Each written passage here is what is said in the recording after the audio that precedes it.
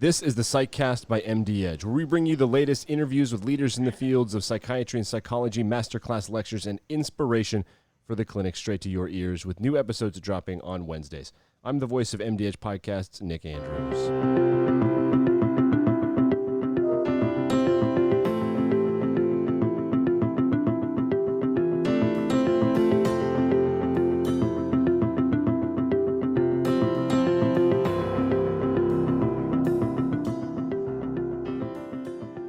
And welcome to episode 126 of the Psychcast by MD Edge. I am Nick Andrews, and I'm joined this week by the editor-in-chief of MD Edge Psychiatry, Dr. Lorenzo Norris. And Dr. Norris, we're in the dog days of summer. I'm not a heat guy. You're not a heat guy? I'm not a heat Nick, guy. I am definitely, I would say a heat guy. But I grew up in Cleveland, Ohio, and so I am definitively used to winters and snow and all of that. And I grew up like before, I would say climate change really took an effect. And so Cleveland, they still can, but Cleveland, you could easily be getting snow into like April or May sometimes. May's a little bit extreme, but you could. So I am definitely a fan of the heat. So maybe not this much heat at times, but I'm definitely a fan. Well, that's one of the many reasons they call it a mistake by the lake, but that is neither that's here. cold. That's cold. Yeah, that's not cold. that cold though. Not as cold as Cleveland is. Yeah, that's rough. That's biomedical capital of the Midwest, kids. That's true. I'll let you know. Yeah, absolutely. I heard they've got some good institutions out there. Absolutely. Case and Cleveland Clinic, my alma mater in regards to undergrad and medical school. So represent Case, go team. Yeah, since LeBron left, I think Case and Cleveland Clinic are probably the most recognizable names in that area. You are right. You got me again. I did. But shout out to LeBron James if you're listening. 2016 Cleveland Cavaliers. That's true. First Everything one, in Northeast believe Ohio is earned. LeBron James, and as we record this, LeBron James and his teammates are in a bubble in Florida, and Florida just exploding with COVID cases, as we are reminded every day that the pandemic is still happening. But today we're learning about a new term that I'd never heard before, and that is an echo pandemic. And our guest this week, Dr. Roger McIntyre, in episode 126, is going to tell us what the echo pandemic of mental illness and suicide is going to be all about. To listeners of the podcast, I really encourage you to go back and listen to Dr. McIntyre's discussion on, if you will, inflammation, depression, and depression being a whole body illness. Dr. McIntyre is one of the a clinician that I just love to speak to. If I could speak to him every day, that I would. And he's going to really march us through, if you will, mental health, COVID-19, and he's going to do it from a historical context so that we can actually understand what it is that we are facing and what is likely to happen in regards to mental health in this country, which at this point in time, we are already seeing it. Many of the listeners, you may have already heard the term, if you will, diseases of despair or deaths of despair. For those of you who are not familiar with the term, it usually has to refer to, if you will, like deaths that are related to like 3 classes of behavior that are, if you will, triggered by despair. The 3 classes of behavior typically are, if you will, drug overdose, suicide, and alcoholic liver disease. And the despair comes from, if you will, social and economic outlook looking bleak. All right, among other things, but that's where this comes from. And so one of the things that was thought about, I would say at this point in time, feels like a lifetime ago, but earlier in the pandemic was people looking at the deaths related to the diseases of despair. And a group came out and they actually published this, and they did some good modeling, thinking about what those deaths would look like. And I want to say the average model was an additional 75,000 deaths due to diseases of despair, which we just outlined. Yep. Dr. McIntyre then goes into a bit more in this podcast. He elaborates a little bit more using his own perspective in terms of what are some of the specific factors that we feel are going to go into, if you will, deaths, mental health deaths due to COVID-19 and the associated factors. One of them definitely, I'll tell you, being unemployment and the unpredictability of COVID-19. But here's a key point that I want the listeners to really think about. When we recorded this episode, this was pre-George Floyd. Right. All right. This was pre the second surge. All right. Which we were hoping the second surge would happen in the fall, but actually it did not. All right. This was if you're by the time you're listening to this, you've been reading your choice of the New York Times, Washington Post, or whatever your most recent news article is, and you've seen three of our biggest banks, JP Morgan Chase, Citibank, and I'm blanking on the third one, but them saying that they think the economic outlook is bleak, and they're keeping their cash reserves because they think things are going to continue. All of this points to that whatever our estimates were, they need to be revised again. And I will tell you, I think Dr. McIntyre does a masterful job of walking us through this. And I'll tell you what's going to be the next flashpoint, in my humble opinion, because transition is tough. It'll be the election. Sure. Regardless of whatever sides you are on the political divide, my biggest concern is that there's going to be a significant swath of the population, whoever is elected, that is going to feel as though that their future is bleak. Correct. And that's going to be superimposed on perhaps a third surge or wave of the pandemic. So I'm looking forward to hearing from Dr. McIntyre, Nick. Yeah, it's going to be good. It introduced me to kind of the depths of what the pandemic poses. It's all very inherent and obvious, but the financial shock was an aspect of mental health. Obviously, the anxiety and the fear of getting infected at that time. And now we know patients who are at risk, but whether or not you die of the disease is not the same thing of whether or not you have a negative outcome. We're learning that there's a lot more chronic stuff going on. And then the crappiness, for lack of a better term, of having to be quarantined all the time and going in and out of quarantine, which it looks like America is going to be in a state of that for quite some time. So tracking these things, to me, as you mentioned, you have to change projections. It's almost getting to the point where it's kind of the reason you project is just to kind of compare how it actually turns out to see how accurate things are. But there's modeling the future seems almost irrelevant at this point. It becomes rather difficult. As listeners may note, I am a dean in the School of Medicine, and one of the things that we do is try to model the future.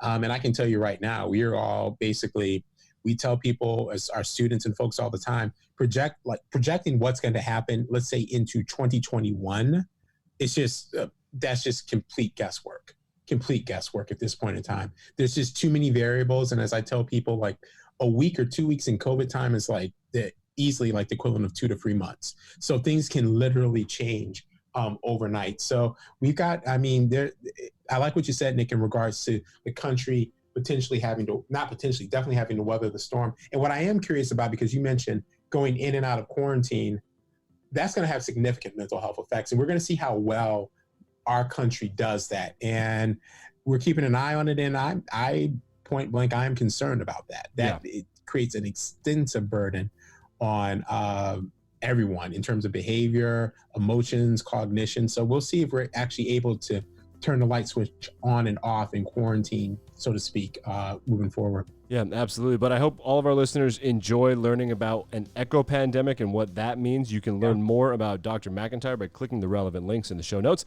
You can contact us at podcasts@mdedge.com or interact with us on Twitter @mdedgepsych. Well, Dr. Norris, I hope you stay cool, and I hope everything in DC area is going well. It's like kind of white knuckling it through this second surge. I am going to try, Nick. I am going to try. Look, Nick, you're from Philly, right? Well, I live in Philly. I'm from Wyoming. You live in Philly. All right. Yeah. Well, we have to have another podcast. I was just recently, for whatever reason, I got back into the Roots. If you know who that band is. Oh yeah, I do. If I know who the Roots are, when I moved to Philly, I bought in, baby.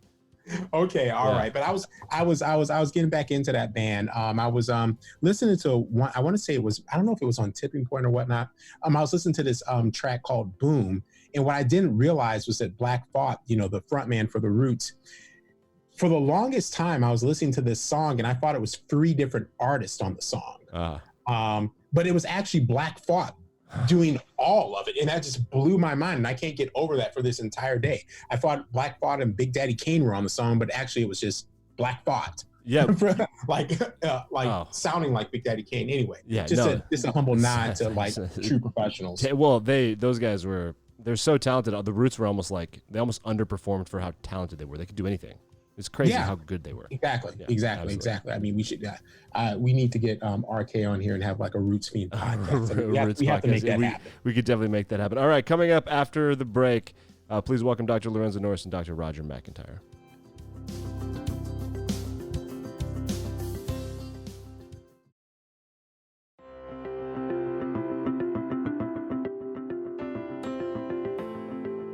Hello, I'm Roger McIntyre, professor of psychiatry and pharmacology at the University of Toronto in Toronto, Canada. I also have professorships at the State University of New York, University of California in Riverside, as well as 2 programs in Asia. Very pleased to be with you for today's podcast. This is Dr. Lorenzo Norris, editor-in-chief of MD Edge Psychiatry. I want to welcome you to today's Psychcast, and I'm very pleased to be joined by Dr. McIntyre.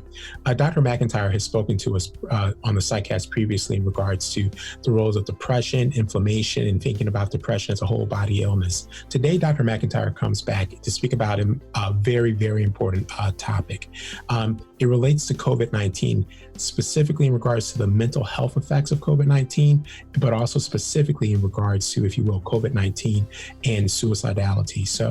Or suicide deaths specifically. So I encourage everybody to listen to this Psychcast because I think it's going to be very, very, very informative.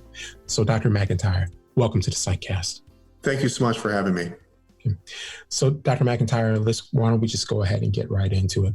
At this point in time, the efforts to flatten the curve have been, if you will, substantial. By the time people are listening to this Psychcast, maybe wherever they're at, many of their states would have already reopened. They may have been at different phases of it, depending on what guidelines that one would use. But everybody in the country has conclusively been affected by COVID-19. What we are increasingly seeing now, though, and it is in pretty much any media that you care to look at, is people are really realizing the mental health effects due to COVID-19. Many of us who are on the front lines or have colleagues on the front lines have been witnessing this firsthand. But Dr. McIntyre, can you speak to us a little bit about what you and your colleagues have started to theorize or think about, if you will, the specific aspects of COVID-19 that make it hazardous to mental health? Absolutely. This whole situation is truly unprecedented. If you go back to previous financial shocks or epidemics or pandemics, and I've looked at this history now going back 500 to 700 years in the history books, I describe it as really the triple threat that this situation has created. The first is the fear of this viral infection, contracting it or giving it to loved ones or to other people. Fear is enough of a hazard. What else we have is the second part, and that is, in fact, the financial shock, the unemployment shock. Numbers that the Department of Labor is reporting that we've not seen since the Great Depression. Almost 15 years of job creation destroyed in basically 4 to 6 weeks. Thirdly, we're also talking about quarantine, stay at home, social isolation. There's a robust literature to show that simply quarantine alone is hazardous to mental health. So we have 3 events occurring all at the same time. And if we begin to look at a history as lessons approach, wow, we have a lot to be concerned about. For example, we know from animal literature, and we also know from human studies conducted on trauma, that unpredictable, never-ending anxiety is the worst type of stressor with respect to a maladaptive stress response. What many people are articulating very clearly is their frustration, their anger, they're furious, that there doesn't seem to be any exit strategy, any clear end date, and this itself is a stressor. When we look at the issues around unemployment and financial shock, this is something I'm very, very, very interested in.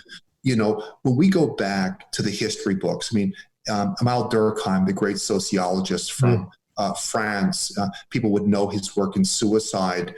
He's the one that talked about, the altruistic type of suicides, the egoistic, the anomic suicides. And he also described the link between suicide and unemployment. And as we go forward in history, whether it be events like the Great Depression in 1929, we move forward into the Asian financial crisis in 1998, or of course the Great Recession just over a decade ago, one of the most powerful and replicated robust observations with respect to social determinants is the link between unemployment and suicide. It's replicated, it's so powerful. And what's especially concerning, as I was saying, is that the unemployment statistics that we're hearing about, along with job contraction in the labor market, is especially concerning. I speak from this very personally on the quarantine side. Back in 2003, Toronto, Canada, where I'm located, was the city most affected by SARS outside of Asia. Yeah, we were the most affected. We had the most deaths. Over 40 people died, many frontline workers, and many of us had to quarantine and had to socially isolate. By the way, just a quick glossary. We tend to use quarantine and social isolation interchangeably. They actually have very different definitions. Social isolation is something public health officials will ask you to do if, in fact, you have the condition. Quarantine doesn't necessarily mean you have the condition, but you're at risk of getting the conditions. There's a slight difference in the definition, but we kind of use them interchangeably. And what we learned from the Toronto experience back in 2003 is that healthcare workers who were asked to quarantine and socially isolate, that itself had significant hazards on people's mental health. So taken together, fear, insecurity, and quarantine all occurring at the same time, I could not find an event in the history books anything remotely like this. Well, Dr. McIntyre, you outlined the various, I like how you said it, just this triple threat. I mean, it's almost like, you're getting hit by an earthquake, a tsunami, and take whatever, a locust storm all at the same time. Or I'd say a famine, perhaps. And your points are so well taken in regards to the literature and the relationship between unemployment and suicide. One of the things that I also have looked at recently in regards to that relationship is not only the effect of unemployment, but it ties into what you said about predictability. It's also, some of the literature started to look at the effect of an unpredictable, if you will, job. So not only is it if you don't have a job, some people are starting to look at the idea of what does it mean in regards to if you can't rely on your job, if you're hopping from job to job to job and you still can't predict it, that also can have a significant effect on one's mental health. But those triple threats certainly make COVID-19 a hazard to mental health that we have not encountered, and you did a wonderful job of just outlining the history, that we have certainly no one in recent memory has seen anything like it. So with that being said, Dr. McIntyre, when we think of COVID-19 and we think of mental health, what are some of the manifestations that we're going to be dealing with that are due to COVID-19 in terms of the mental health outcomes that you're seeing or thinking about right now? Yeah, absolutely. This is, I wish this was a theory, but unfortunately it's not a theory. It's going to be a reality unless we really try to get ahead of this curve. And, we've been hearing, I didn't know what the phrase meant, flatten the curve, before 2 to 3 months ago. I would have looked at someone, what does that even mean? We all know what that means now when we say flatten the curve. But I say that's only half the sentence. The sentence should be flatten the curve and let's prevent the additional echo pandemic of suicide and mental disorders linked to suicide. The literature gives us reasons to believe that, yes, suicide highly linked to unemployment. And as you said, unemployment or employment insecurity and financial insecurity, they're similar, but as you know, they're not quite the same thing. And other conditions like major depression, post-traumatic stress disorder, and certainly binge alcohol or substance use disorder. Let me just share with you results of a paper we published in the journal that's the official journal of the World Psychiatric Association. What we did was we looked at what we attempted to do was project the number of suicides that would be occurring over the next 2 years as a consequence of COVID-19. Now, again, this is assuming we don't do anything about it. So I think most of the listeners would be aware that we've seen a steady increase in suicide in America during the last 15 years, data from the CDC and prevention, and so-called deaths of despair, opioids, alcohol, and many people have been hearing about this. We also know, again, something which came out of the Great recession, which was also observed in Europe, not just the US and Canada, what I call the 1% rule. What's the 1% rule? The 1% rule, which was extracted from the Great Recession, as well as some of the economies in Europe, is that for every 1% increase in unemployment, you see a commensurate 1% increase in suicide. That's a remarkably replicated figure, at least for the first number of percentage points. So if we go back, in fact, to the Great Recession, and think about some of what we thought at the time were incredible increases in unemployment. Just a reminder, back in the Great Recession, those numbers were around 8 to 9%. Look at the percentage points we're talking about now. We're talking about unemployment in the range of 14 to 17%, depends how it's measured, how it's reported. So what we did was we looked at other aspects of suicide, that is looking at the trajectory from the last 10 years, looking at the projected unemployment, and then looking at consumer sentiment. Consumer sentiment is very interesting. The University of Michigan reports this, and it really is it speaks indirectly, if you will, to financial insecurity, because people are less likely to spend if they feel financially insecure. And it's also been linked to suicide. So what we found is that if the unemployment rate, and listen to this now, if it hits between 14 to 20%, and that's unfortunately where it is now. We were doing this about a week after COVID started. We didn't know it was going to go this high. We projected an additional 8 to 10,000 suicides each year for the next 2 years. And that's on top of the already reported 50,000 suicides that occur already. So this is in addition. So that's one projection. And I can tell you, I really, really, really hope that our projection is completely wrong. I mean, that's horrifying. That's horrifying. It's horrifying. It's absolutely horrifying. It's unacceptable. And the second thing is that Express Scripts, who's Express Scripts? Express Scripts is an intermediary. They're a pharmacy benefits manager. They have reported about 4 weeks ago a 40% increase in prescriptions for anxiety-related medications, a 20% increase in antidepressant-related medications, and 15 to 20% increase in prescription for sleeping aids, hypnotics. At the Depression and Bipolar Support Alliance, where I'm a member, and I'm the chair of the Scientific Advisory Board, we've seen a massive increase in access to our website and people attending our virtual peer support programs. Distress is happening. And so this is already out there. Now, what is critical for us to keep in mind is that this is not a fait accompli. In other words, this is not a done deal. And what we learned in some of the European economies like Denmark, Sweden, UK, this is around the Great Recession, as well as in Asia, specifically in Japan, that when there was spending, now not just spending, spending that is smart spending on social programs, what I'll call social resiliency programs, that is wage subsidies, some stopgaps with respect to the provision of income, vocational rehabilitation, access to psychiatric first aid, there was clearly a mitigation of risk. So I think, in fact, we have, as I said, a history as lessons opportunity here to get ahead of this curve. We know that people are very distressed, but in summary, it's going to be suicide, and it's going to be conditions associated with suicide that are most likely going to be the codified diagnosis that we're going to see increased. Well, Dr. McIntyre, this is exceedingly concerning. I mean, just the projection of, if you will, 8,000 to 10,000 more deaths to suicide.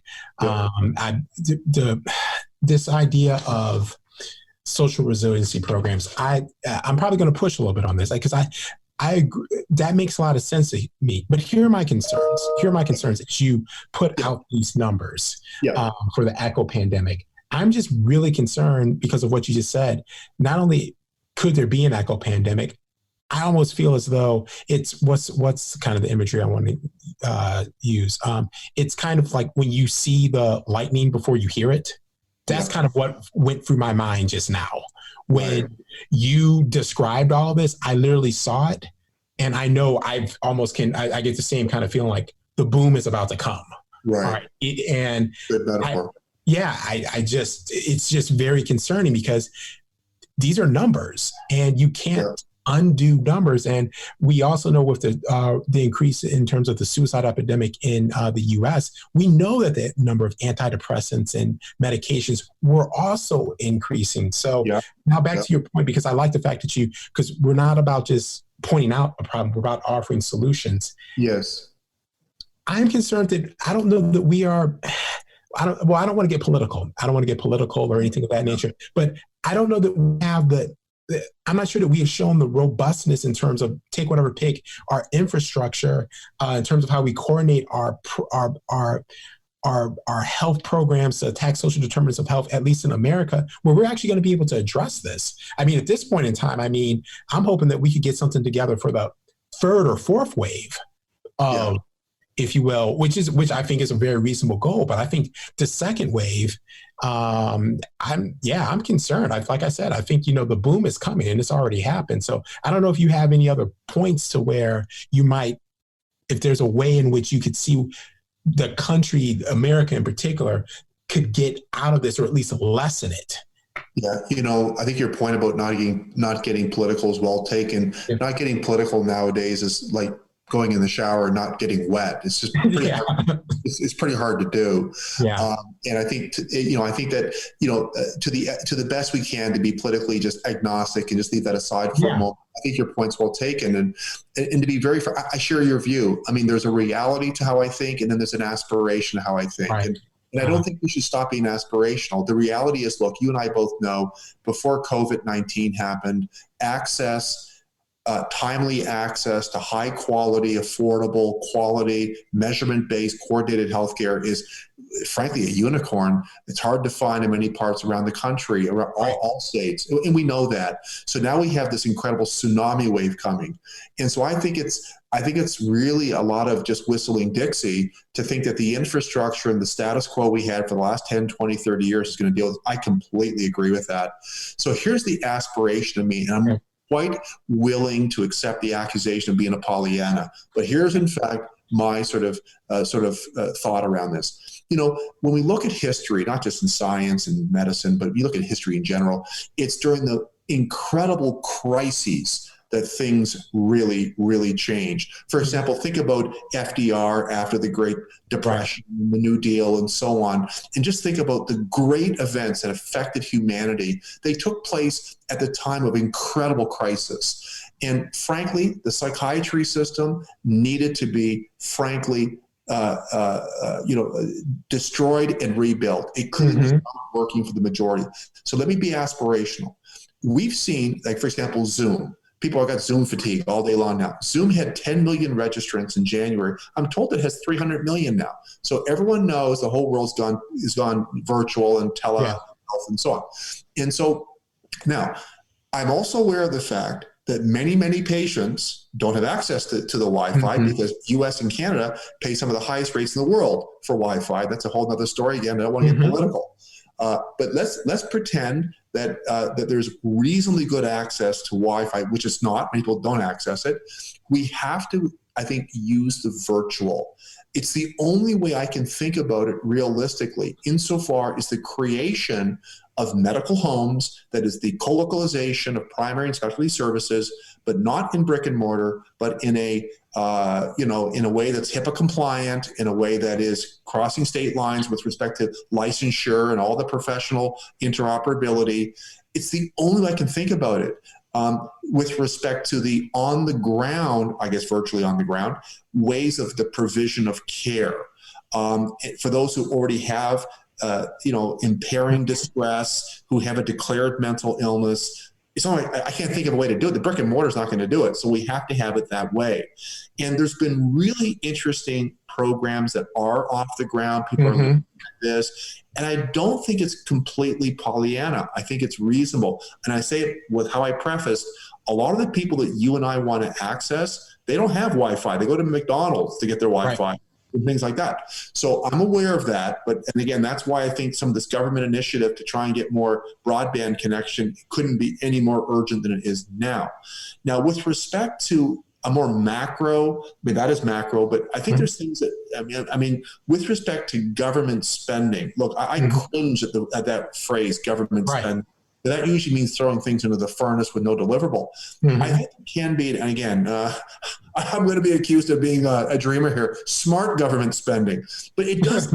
Guess what? It actually exists in some countries where, for example, in Japan, what they did was they increased GDP or spending on mental health care right after the Great Recession. They directed towards psychiatric first aid. They directed it towards social services, online services, et cetera, et cetera. And it made a huge difference. For every 0.2% increase in GDP spending they did in that campaign, they reduced suicide by 1%. So again, there's this ratio. It can be done. So I think that evidence-based decisions would support such an idea. So government spending, yes, can be intelligent. It can be directed. It can be impactful.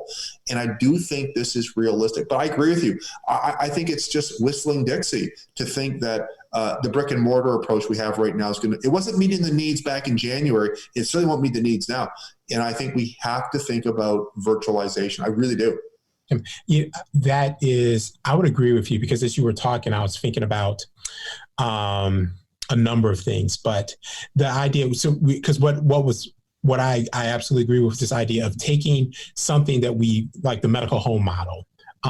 But now, because of history in this crisis, we have been forced to go to telehealth, and sometimes there's nothing like a crisis to make the whole country convert to telehealth in 3 weeks, which is utterly amazing when you think about it. So we can't really say that things can't be done, because when they need to be done, we do them. Absolutely. So, but the virtual piece that you're talking about, and I'm actually going to use that word specifically, virtual. Yeah. The virtual piece that you're talking about, that in many ways could be the missing ingredient in terms of like how we scale this thing, or one of the missing ingredients. And I said virtual and not just strictly tele, because I do not believe that we are maybe at just the start of what it means to create these virtual, if you will, environments or medical homes. The way in which I think about it, I remember when the first quote unquote like smartphone came out. I think it was a Windows-based product. It probably took about maybe 5-8 years until you saw the first iPhone. And I remember when you saw the first iPhone, you're like, oh my goodness. And it makes phone calls. I mean, you finally figured out what it looks like. Absolutely. So when you're talking about these virtual, if you will, medical homes or virtual environments, there's going to be better ways that this next generation, they're going to be able to integrate better biodata. They're going to know big data out the cahoots. I mean, for all I know, they're going to leverage facial recognition technology when you're on Zoom, so that you can detect micro emotional expressions, of course, with HIPAA consent and all that other kind of stuff. But there's stuff that we haven't even imagined yet that's there, but we have to be willing. I mean, a new normal requires a new paradigm. And that's what I would add. The other thing that I would add, and here I will be aspirational with this before we move on to the next step, but it might actually tie in. And I would love to get you and Dr. Rosella on the same Psychcast. And yes, this is a fire starter. But hey, I gotta say it. We need to look at guns. Sorry, I'm gonna keep saying it. We need to. If we're talking suicide and we're not talking guns and alcohol, I mean, at some point we're gonna come back around to that. And so I wanted to also bring that up. But the key thing, one of the key things that you said right now, which I agree with, is the virtual, if you will, medical home, or virtual. And again, I'll keep saying what you said, virtual models. So Dr. McIntyre, with that being said, let's move to, if you will, okay, so we know why COVID, or some of the, if you will, I won't say why, that's a strong word, but we know a number of the factors involved in the COVID-19 pandemic that are especially hazardous to mental health, which are resulting in the term, which I use it, the echo pandemic. We've looked at how, if you will, COVID-19 can manifest in different ways, the so-called, if you will, diseases of despair, which I want to say that there was actually a paper that came out on that a couple of weeks ago from folks in family medicine. Actually, I don't even know if you were on that one, but it's been a concept that's been out there now for a second. But now let's talk about, again, what are preemptive measures, things that we can do to, if you will, I mean, we talked about it a little bit just now, but what are other preventive measures that we can do to maybe either prevent or slow down this echo pandemic. Yeah, absolutely. And by the way, I think your comment with guns is well taken, and I appreciate that. That's a very politically radioactive issue. But what I would say is in our article where we projected out suicides in the U.S., we brought the topic up of guns in that article. 50% of suicides in America occur with a gun. Yeah. And I think what's important for people to be aware of, there's one of the great lines from one of the Hemingway books was when one of the characters in the book was asked, how did you go broke? He responded, 2 ways I went broke: gradually and suddenly. And that's exactly what happens in suicide. About 60% of suicides, maybe 70% of suicides, certainly 60, were actually decided about an hour ago. And that literature has been very robust. It's a highly impulsive act for many people. Obviously, with a gun, there's not a whole lot of turning back.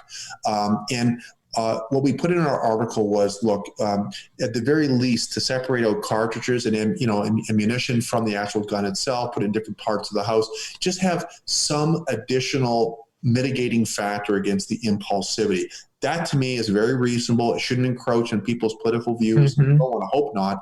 But really, anything you can space out the impulsivity, the better. And the literature shows that is that when people survive the impulsive act, they don't want to kill themselves in the future.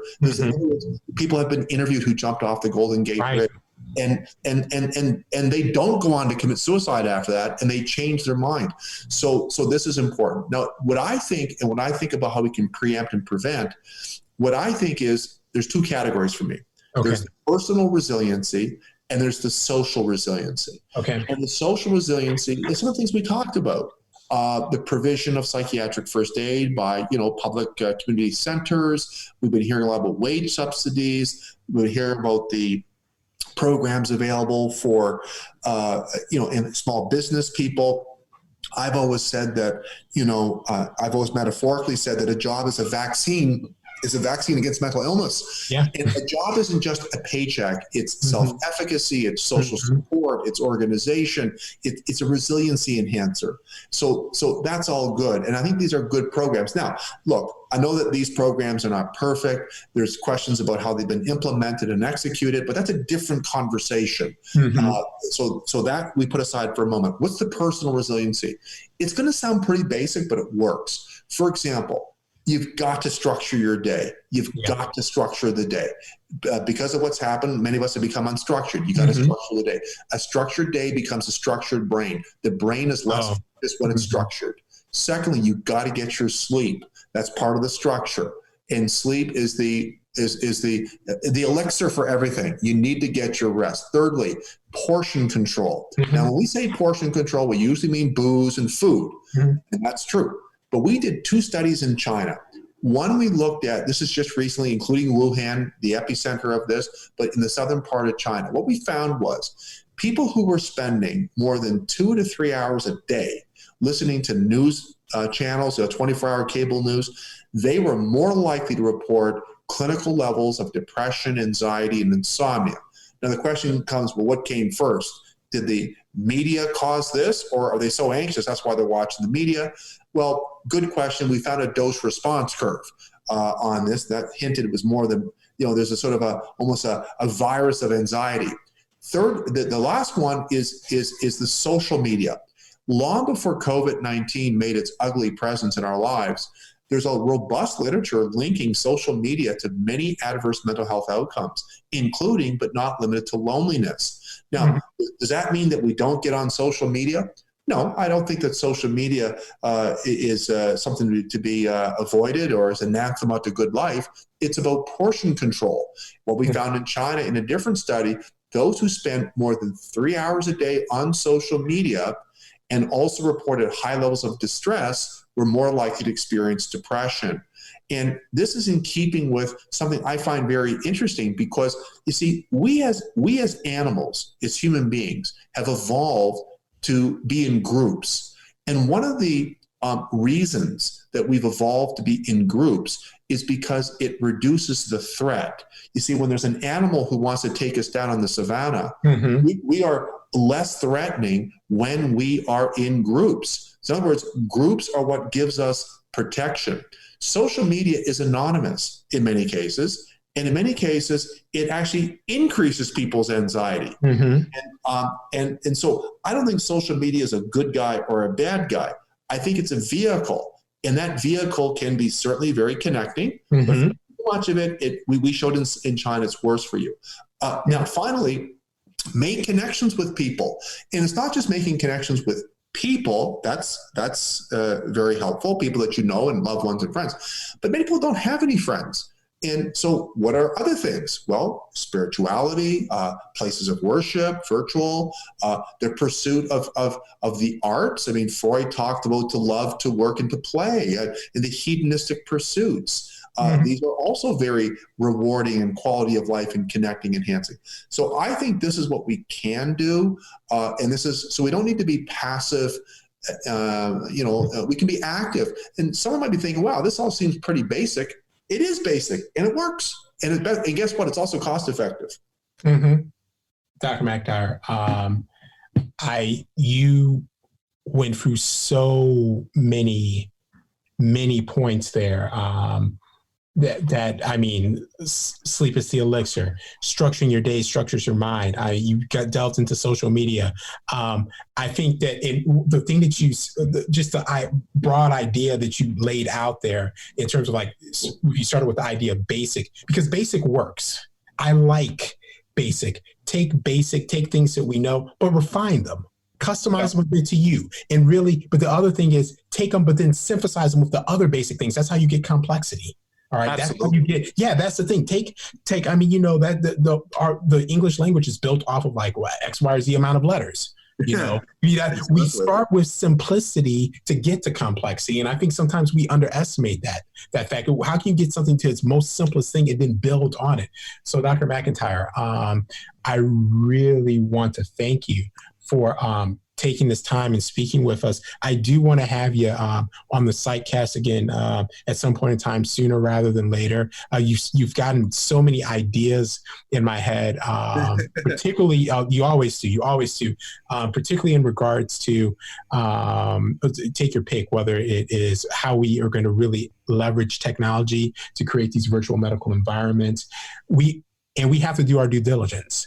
On this Psychcast, we have to make sure that our listeners are informed about what we're seeing and what people like yourself and others are projecting. And also, you've done a great job of speaking about the history. We need people informed about who are willing to weave the narrative, the story. And I appreciate you being very candid about your own personal experience in regards to the story of SARS in Toronto, because if we don't learn from the past, we are absolutely doomed to repeat it.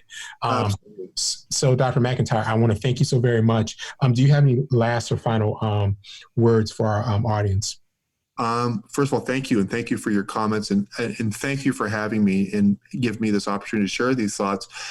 Just really a hopeful message. Look, this will be over at some point. And what we've learned from people who are highly resilient to stressors is that they have the ability to recognize that the stress is not permanent. Don't personalize it. Don't make it pervasive. Sheryl Sandberg talks about this. Don't make it personal. Don't make it pervasive. And guess what? It will not be permanent. And that's the truth. It's not just some slogan or bumper sticker. And so it'll be over. We got a lot to learn. Let's prevent this echo pandemic. All right. There it is. All right. Thank you so very much, Dr. McIntyre. Thanks for having me.